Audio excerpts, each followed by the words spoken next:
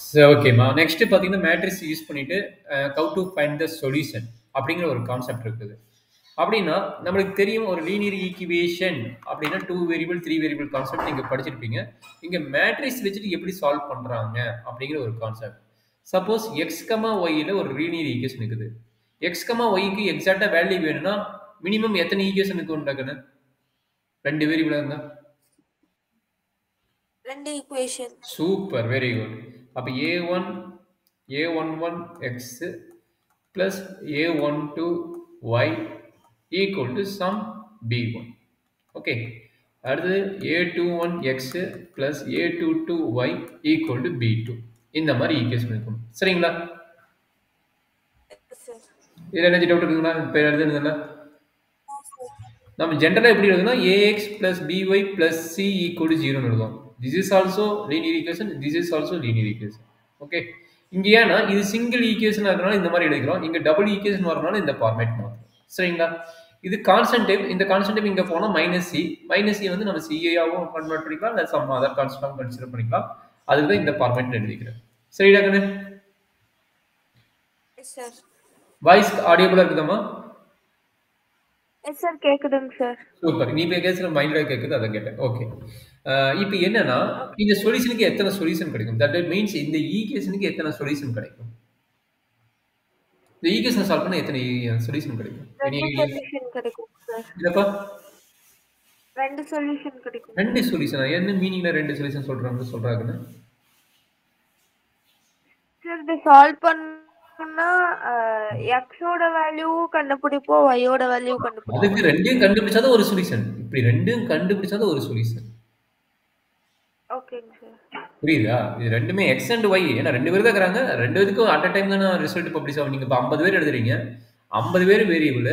Result publish ஆகும்னா 50 பேருக்கு தானே பப்ளிஷ் ஆகும். 2 பேருக்கு மட்டும் பப்ளிஷ் ஆகுமா? Yes sir. அப்போ that is called only one solution. ரிசல்ட்டுங்கிறது ஒரே ஒரு சொல்யூஷன் தான். கரெக்ட்டுங்களா?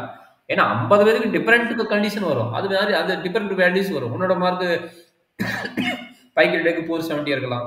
இன்னொருத்தர் வந்து 500க்கு 350 இருக்கலாம். அந்த மாதிரி வேரியும். அது வந்து எக்ஸோட வேல்யூ அண்ட் ஒய்யோட வேல்யூ. அது நம்மளுக்கு பிரச்சனை கிடையாது. பட் சொல்யூஷனுங்கிறது என்னது? ரிசல்ட். கரெக்டா? அதே மாதிரி ஒரே ஒரு சொல்யூஷன் தான் கிடைக்கும் தவிர 2 சொல்யூஷன் கிடைக்குங்கிறது நம்ம சொல்ல முடியாது. நீ சொன்ன மாதிரி மோர் தென் 2 சொல்யூஷன் கிடைக்குமா அப்படின்னா அதுக்கு உண்டான பாசிபிள் இருக்குது. அதுக்கு தான் 2 கேஸா டிபெண்ட் பண்றாங்க. என்ன கேஸ்னா சொல்யூஷன் பார்த்தீங்கன்னா 2 கேஸா டிபெண்ட் ஆகும். என்ன சார் 2 கேஸ் அப்படின்னா consistent and inconsistent. Okay. Consistent and inconsistent. சரிங்களா? Yes sir. இன்கன்சிஸ்டன்ட். சார் கன்சிஸ்டன்ட்க்கு என்ன வரும் அப்படின்னா இந்த சொல்யூஷன் வந்து எக்ஸிட் ஆகும் அண்ட் யூனிக்கா இருக்கும் ஒரு பார்ட். அப்படின்னு என்னன்னா இது ஒரு லைன் ஈக்குவேஷன். அதனால பாத்தீங்க இது ஒரு லைன் ஈக்குவேஷன், இது ஒரு லைன் ஈக்குவேஷன். அப்ப 2 லைன் என்ன பண்ணலாம்? 2 லைன் இன்டர்செக்ட் ஆகலாமா? என்னென்ன கேஸ் பாத்துங்க. 1 2 லைன் இன்டர்செக்ட் ஆகலாமா? Yes sir. ரெண்டாவது கேஸ் பாத்தீங்கன்னா 2 லைன் ஒரே லைன் மேல போலாமா? 2 லைன் ஒரே லைன் வரலாம். அதாவது இப்ப இந்த ஈக்குவேஷன் எழுதுறேன். 2x plus 4y equal to 5. இந்த லைனும் 4x plus 8y equal to 10. இந்த 2 ஈக்குவேஷன் பாருங்க, 2 சேம் தான். எப்படி 2 சேம் சொல்றேன்? Any idea? டிவைடட் பை 2ல இருக்கு. அப்ப ரெண்டுமே பார்த்தா வேற வேற வேல்யூவா இருக்கிற மாதிரி இருக்குது. பட் ரெண்டுமே என்னது? ரெண்டுமே சேம் லைன் தான். சரிங்களா? அப்ப இதுக்கு பேர் என்னது? Intersecting line. Intersecting line. இதுக்கு பேர் என்னது? கோ இன்சிடென்ட் லைன். கோ இன்சிடென்ட் லைன். மூணாவது லைன் பாத்தீங்கன்னா பேரல் லைன். மூணாவது பாத்தீங்கன்னா பேரல் லைன். சரிங்களா? Yes sir. அப்ப எதெல்லாம் கன்சிஸ்டன்ட்ல வரும், எதெல்லாம் இன்கன்சிஸ்டன்ட் வரும் அப்படின்னா இன்கன்சிஸ்டன்ட் என்னது? 2 பேத்துக்கும் லிங்க் இல்லாதவங்க வந்து இன்கன்சிஸ்டன்ட். யார் 2 பேத்துக்கு லிங்க் இல்லாத இருக்கிறான்? இவன் தான் 2 பேத்துக்கு லிங்க் இல்லாத இருக்கிறான். ஏதோ ஒரு பேரல் லைன் ஆகுதோ அவன் தான் லிங்க் இல்லாத இருக்கிறான். அவன் தான் வந்து இன்கன்சிஸ்டன்ட். சரிடா கண்ணு? Yes sir. அப்ப பேரலா இருந்த சொல்யூஷன் இருக்குமா? இல்லைங்க சார். ஏன்னா 2 பேரும் கனெக்ட் ஆனாதான் ஒரு இது இருக்கும். 2 பேரும் கனெக்ட் ஆகாத போது எப்படி நம்மளுக்கு ஒரு சொல்யூஷன் இருக்கும்? அப்படிங்கும்போது 2 பேரும் கனெக்டே ஆகல. அப்ப இவங்க 2 பேத்துக்கும் சொல்யூஷன் கிடையாது. அப்ப அதுக்கு பேர் என்ன? No solution. அண்டர்ஸ்டாண்ட் பண்ண முடியுதாமா? Yes sir. ஏதாச்சும் புரியலன்னா உடனே கேட்டு நான் எக்ஸ்பிளைன் பண்ணிடுறேன். சரியா? புரியுதுங்க சார். ஓகே. இன்கன்சிஸ்டன்ட் இருந்து கன்சிஸ்டன்ட் வந்துடலாம். கன்சிஸ்டன்ட் என்ன நடக்குது? இன்டர்செக்டிங் ஆகுது ஒரு பார்ட். சரிங்களா? அடுத்த பார்ட் என்ன ஆகுது? கோ இன்சிடென்ட் ஆகுது. கோ இன்சிடென்ட். இன்டர்செக்டிங் எத்தனை டைம் ஆகுது? எந்த பாயிண்ட்ல டச் ஆகுது? இன்டர்செக்ட்னாவே எக்ஸாக்டா ஒரே ஒரு பாயிண்ட்ல டச் ஆகும். அப்ப எத்தனை சொல்யூஷன் இருக்கும்? Only one solution. சூப்பர்மா. Only one solution. அப்ப அதனோட மீனிங் என்ன? யூனிக் சொல்யூஷன் பாங்க. அதனோட அனதர் மீனிங் என்னன்னா யூனிக் சொல்யூஷன் பாங்க. சரியாமா? Yes sir. கோஇன்சிடென்ட் எத்தனை சொல்யூஷன்டா? Any idea? Each point is solution. ஏன்னா ஒரு லைனுக்கு மேல இன்னொரு லைன் வருது. கரெக்டா? ஒரு லைன் மேல இன்னொரு லைன் வருது. அப்ப எல்லா பாயிண்ட்டுமே சொல்யூஷன் தான். அப்படின்னா அதனோட மீனிங் என்ன? Infinitely many solution. என்ன சொல்றாங்க? Infinitely many solution. அவ்வளவுதான் வேணும். இதுதான் வெரி இம்பார்ட்டன்ட் பாயிண்ட்ஸ். சரிங்களா? அப்ப எத்தனை சொல்யூஷன் பாத்துக்கிறீங்க?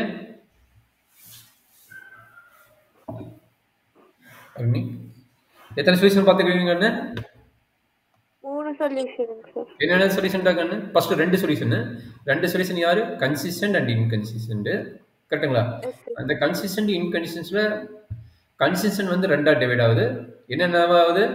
இன்டர்செக்டிங் ஆகுது, கோஇன்சிடென்ட் ஆகுது, அடுத்தது வந்து பேரல் ஆகுது. சரிங்களா? இன்கன்சிஸ்டன்ட் வந்து பேரல் ஆகுது. அப்ப இதுக்கு என்னென்ன டைப் ஆஃப் சொல்யூஷன் வருதுன்னா, அப்போ ஒன்று தெரிஞ்சிட்டீங்க, ஒரு 2 வேரியபிள் ஈக்குவேஷன் சால்வ் பண்ணும்போது கண்டிப்பா எக்ஸாக்ட்டா ஒரு சொல்யூஷன் வந்ததுன்னா அதுக்கு பேர் என்னது? இன்டர்செக்டிங். Yes sir. சொல்யூஷனே கிடைக்கல, ஏறுதாரமா வருதுன்னா அதுக்கு பேர் என்ன சொல்றாங்க? Inconsistent no solution. நிறைய பாயிண்ட்ஸ் வருதுன்னா அதுக்கு பேர் என்னது? Infinitely many solution. Okay. No சொல்யூஷனுக்கு அப்புறம் infinitely many solution, coincident line. இது ஒரு பேசிக் ஐடியா 2 வேரியபிள். 3 வேரியபிள் பார்த்தீங்கன்னா இது லைன் பத்தி பேசணும், அது பிளைன் பத்தி பேசுவாங்க. அவ்வளவுதான். தவிர இதே கான்செப்ட், இதே ஐடியா தான். சரிங்களா? அதுக்கு கன்சிஸ்டன்ட் இன்கன்சிஸ்டன்ட் தான். அங்கே என்ன ஆகும்? பிளைன் பத்தி பேசுவாங்க. அது ரெண்டு இன்டர்செக்ட் ஆகுதா, இல்ல ஒரு பிளைன் மேல ஒரு பிளைன் இருக்குதா, இல்ல ரெண்டு பிளைனுமே வந்து இன்டர்செக்ட் ஆக தனியா போகுதா அப்படிங்கிற கான்செப்ட் பத்தி பேசுறது 3 வேரியபிளோட கான்செப்ட். இது மெயின் பாயிண்டரா. இதுல இருந்து ஒரு 1 மார்க் கம்பல்சரி கேட்பாங்க. கொஞ்சம் கேர்ஃபுல்லா பாத்துக்கோ. 1 மார்க் வந்து வரும்ல, அதுல 1 மார்க் கொஸ்டின் வரும். ஸோ சம்டைம்ஸ் 2 மார்க் கூட கேட்க சான்சஸ் இருக்குது. கொஞ்சம் பார்த்துக்கோங்க. சரியா கண்ணு? ஓகேங்க சார். இப்போ நீங்க கேட்ட கிராமர் ரூல் வருது. கிராமர் ரூல் எப்படி அப்ளை பண்றது? எனி ஐடியா அப்படின்னு பார்த்தீங்கன்னா, இது எல்லாமே பார்த்தீங்கன்னா கிட்டத்தட்ட 4-5 டைப் இருக்குது ஈக்குவேஷன் சால்வ் பண்றது. உங்க சிலபஸ்ல Gauss elimination method, matrix inverse method, Cramer rule, rank method, கிட்டத்தட்ட 4 மெத்தடுக்கு மேலே இருக்குது. இந்த 4 மெத்தட்ல ஒரு ஸ்பெஷல் கேசஸ் வந்து ஒன்று, எல்லாமே ஸ்பெஷல் கேஸ் தான். இந்த கிராமர் ரூல் மட்டும் ரொம்ப இம்பார்ட்டன்ட் கண்டென்ட். என்ன பண்றாங்க அப்படின்னா, நான் ஆல்ரெடி ஒரு 2 வேரியபிள் ஈக்குவேஷன் எப்படி மேட்ரிக்ஸாக கன்வெர்ட் பண்றது, 3 வேரியபிள் ஈக்குவேஷன் எப்படி மேட்ரிக்ஸாக கன்வெர்ட் பண்றது, ஆல்ரெடி நீங்க மேட்ரிக்ஸ் இன்வெர்ஸ் படிச்சிருப்பீங்க. அதே ஐடியா தான் இங்கேயும். இப்போ நான் எக்ஸ்பிளைன் பண்றேன் பாத்துங்க. a11x plus a12y plus a13z equal to b1 equal to b1. அடுத்தது a21x plus a22y plus a23z equal to b2. a31x plus a32y plus a33z equal to b3. Okay. இதுக்கு matrix linear equation, 3 variable linear equation. இதை வந்து என்னவா மாற்ற போறோம்? Matrix ஃபார்மா மாத்துவீங்க. So matrix form எப்படி மாத்துவீங்க? Any idea? a11 a12 a13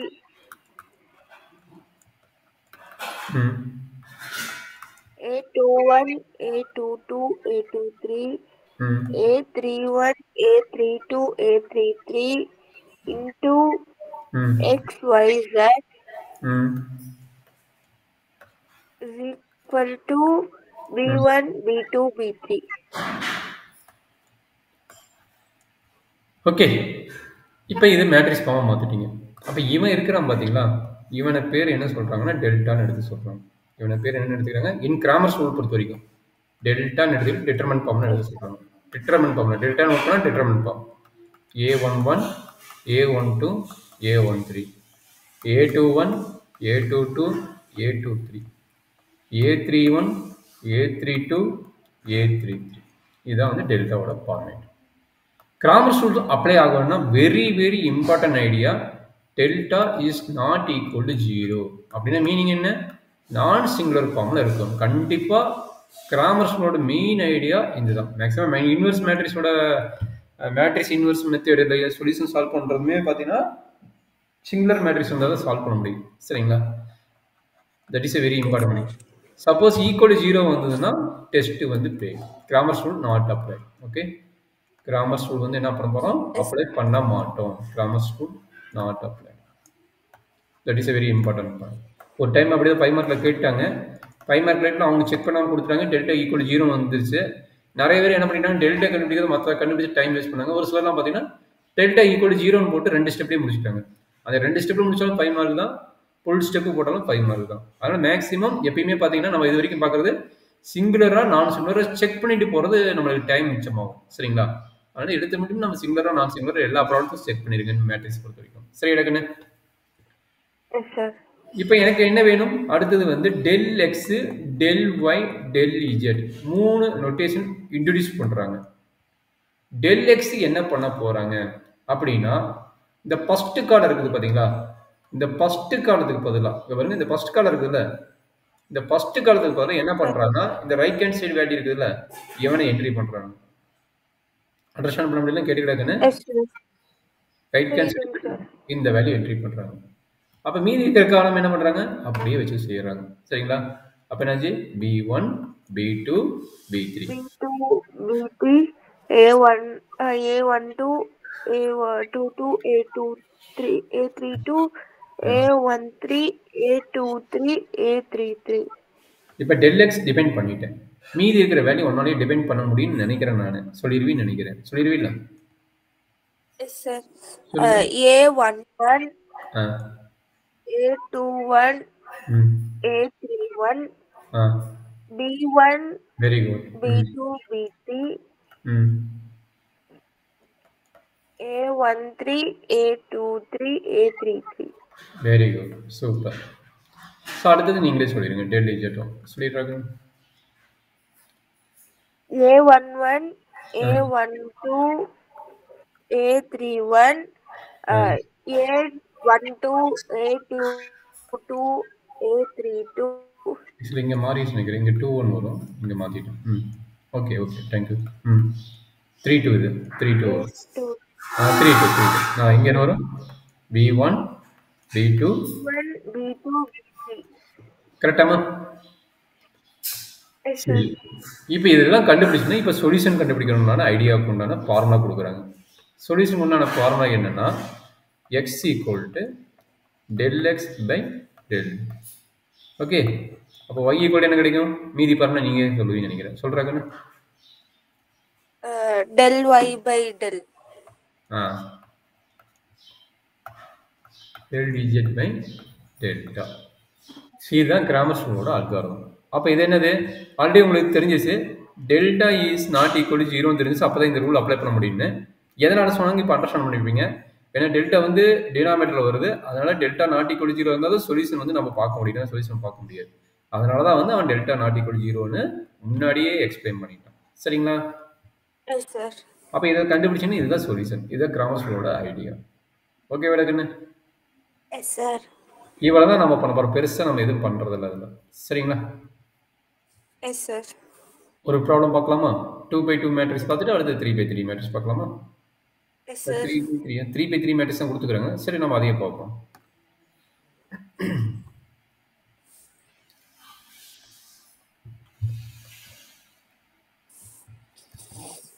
by Cramer rule system of equation this one எப்படி பார்ப்பீங்க, என்ன பண்ணீங்க?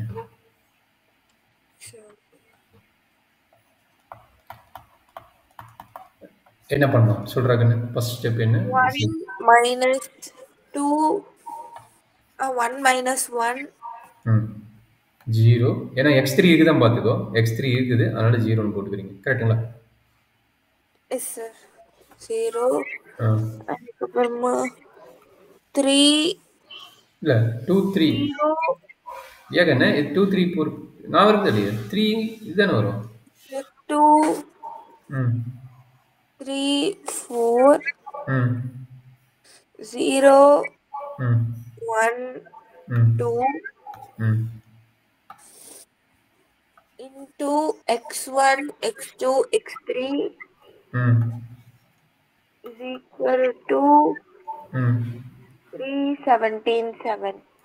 317. என்ன டவுட் இருக்குது? No, sir.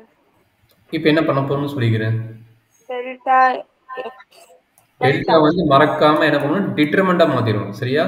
மேட்ரிக்ஸ் ஃபார்முக்கு எழுதி டிட்டர்மெண்டா மாத்திரணும். சரிங்களா? equals 1 minus 1 0 2 ம் 3 4 0 1 2 is equal to ம் 1 into 6 minus 4 ம் plus 1 into ம் 4 minus 0 ப்ளஸ் 0 plus அது 2 கண்டுபிடிக்கலாம். அது கண்டுபிடிக்கிறது. ம் 1 into 2 plus 1 into 4 is equal to 2 plus 4 which is equal to 6 which is not equal to 0. Solution exit. Okay. இல்லை சிங்குலர் மேட்ரிக்ஸ் போட்டாலும் சரி, இல்லை சொல்யூஷன் எக்ஸிட் போட்டாலும் சரி, இல்லை கிராமர் ரூல் அப்ளைடு அப்படின்னு போட்டாலும் சரி. ஓகே. இது எது போட்டாலும் சரி, நான் சிங்குலர் மேட்ரிக்ஸ் அப்படின்னு எது வேணால் நீங்கள் போட்டுக்கங்க. சரிங்களா? அந்த வேர்டு கண்டென்ட் ஒன்று எழுதணும். நான் singular matrix and also solution exist, unique solution எக்ஸிட்னு சொல்லி போட்டாலும் சரி. ஓகேங்களா? Yes, sir. So next idea என்ன பண்ண போறீங்க? டெல் எக்ஸ் டிபெண்ட் பண்ண போறீங்க. டெல் எக்ஸுக்கு என்ன சொன்னேன்? X-க்கு மட்டும் இந்த 317 first column-க்கு B row எடுத்து எழுதணுங்க சார். அவ்வளோதாங்க. பண்ணிடலாமா? 317 அப்புறம் புரியுங்க. 317 7 minus 1 3 1 0 4 2. Very good. சொல்றாங்க என்ன வரும்னு சொல்றேன். இதுக்கும் டிட்டர்மினன்ட் வேல்யூ எடுக்கணுமா? ஆமா, இது ஒண்ணுமே இல்லை. டிட்டர்மெண்ட் ஆக்சுவலா வந்து இது டிட்டர்மெண்ட் ரூல்பாங்க. டிட்டர்மெண்ட் மட்டும் கண்டுபிடிச்சு டிவைட் பண்ணி போட்டா வேல்யூ வந்துடும். நம்ம ஈஸியான மெத்தட் இருக்கிறதே எத்தனை மெத்தட் சொன்னீங்க? Inverse matrix inverse method, Cramer rule, cos elimination method, rank method. இது 4 மெத்தட் இருக்கிற ஈஸியான மெத்தட் பார்த்தீங்கன்னா கிராமர் ரூல் தான் ரொம்ப ரொம்ப ஈஸியான மெத்தட். ஏன்னா மொத்தம் 4 டிட்டர்மெண்ட் கிடைச்சா போது சொல்யூஷன் கிடைச்சிடும். 4 டிட்டர்மெண்ட் கண்ண முடிட்டு அப்ளை பண்ணி கண்டுபிடிச்சிங்கன்னா போதும் சொல்யூஷன் கிடைச்சிடும். சரிங்களா? Yes, sir. டிட்டர்மெண்ட் என்ன பண்றாங்க? 3 into 6 minus 4 plus 1 into 17 into 2 வந்துட்டு 34 1 2 1 34 minus 28. 3 into 2 plus 1 into 28 34 minus 6 6 ம் 6 plus 6 which is equal to 12. ம் சூப்பர் டினா. Delta y is equal to first 1 rule என்ன? 0. இது பாத்தீங்க 120 பா. Yes, sir. 120 317 042. 317 042.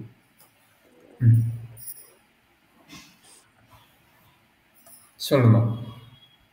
1 into ம் 34 minus 28 minus 3 into 4 minus 0. அது 0 வரும், கடைசி 0 தான். Yes, sir. 1 into 6 minus 3 into 4 is equal to 6 minus 12 which is equal to minus 6. del y value. Super, very good. Delta z is equal to determinant of 1 2 0 minus 1 3 1 3 17 7 very good. is equal to 1 into 3 7s are 21 minus 17 plus 1 into 2 7s are 14 minus 0 plus 3 into 2 minus 0. 1 into 13. 4 சொல்லு சொல்லு 4 ம் plus 1 into 14 ம் plus 3 into 2 ம் is equal to 4 plus 14 plus 6. ம் ம் 4 plus 4 வந்துட்டு 18, 18 plus 6 வந்துட்டு 18 plus 6. ஏன் இவ்வளோ லேட் ஆகுது 18 + 20 ஏன் இவ்வளோ லேட் பண்ணுற அடிஷன் சப்ராக்ட்லாம் மறந்துட்டியாம்மா இல்லைங்க சார். கொஞ்சம் ஸ்பீடாக போடு ஃபார்முலா அப்ளை பண்ணுறதுன்னு Yes, sir. Delta x is equal to delta x by delta ம் is equal to 6 by 6 1. Super very good Y is equal to delta y by delta which is equal to minus 6 by 6 1. -1 Yes, sir, minus 1. ம் Z is equal to delta z by delta which is equal to 24 by 6 is equal to 4. ம் enter வந்து result எழுதுங்க therefore x equal to 1 y equal to Y -1 equal to minus 1, Z is equal to 4. அவ்வளோதான் இதுதான் grammar stool என்ன grammar stool doubt வேறு எதுவுமே பண்ண வேணாம் கிராமர் ஸ்டூல் இதான் அப்ளை பண்ண போகிறோம் அதான் நடக்குது சரிங்களா வேறு Yes, sir. எதுவுமே பெருசாக சரியா கண்ணு Yes, sir. ஒரு ப்ராப்ளம் நீங்கள் போட்டு அனுப்பிடுறீங்களா வெயிட் பண்ணுறேன்